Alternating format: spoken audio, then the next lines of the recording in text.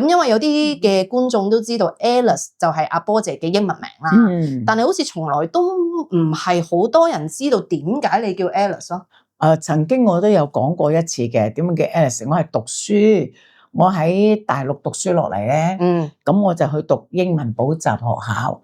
咁呢阿 Sir 一叫一點名啊，或者叫人嘅時候，風騷波咁啊，全部學生都笑噶。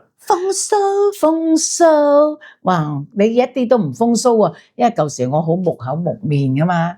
咁後嚟佢話有個女老師咧 ，Miss 咧，佢話不如你改個英文名啦，大家好叫啲，唔使佢一點名就全班quiet 嗰啲咧。但係嗰陣時個老師都係講英文多嘅，即係唔會馮素波，然後就轉翻去英文嘅。因為佢係英文補習學校，所以佢講我哋有時唔識，我哋答中文，佢要講英文，即係點都要大家全部講英文。係啦，咁我就聽到咁樣，我話佢問我你中意邊啲英文名寫得好睇啲？咁當時我哋有寫嗰啲 copybook 咧，咪咁樣個 A 字咁好靚噶嘛。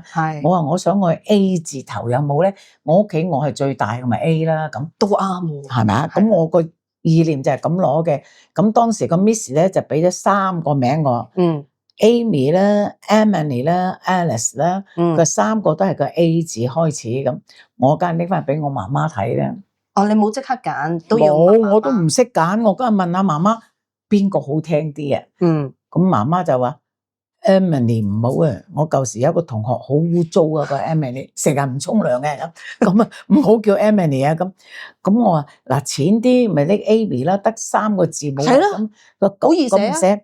媽媽話唔好啊，以前我有個同學好懶嘅，呢個懶到成日唔交功課就叫 Amy 啊咁 Alice 又點咧？咁我 Alice 好啊，叫 Alice 咪好啦，Alice in Wonderland 嘛，咁我又唔知咩叫 Wonderland，咁我係咪嗰陣時啱啱59年嘅時候，係咪有部電影？我媽媽或者佢細個又睇過部電影咧。我媽媽讀英文書噶嘛，所以你叫 Alice 啦，我希望你 Alice in Wonderland，咁我又唔知乜嘢叫 Wonderland，是鬼蛋咯。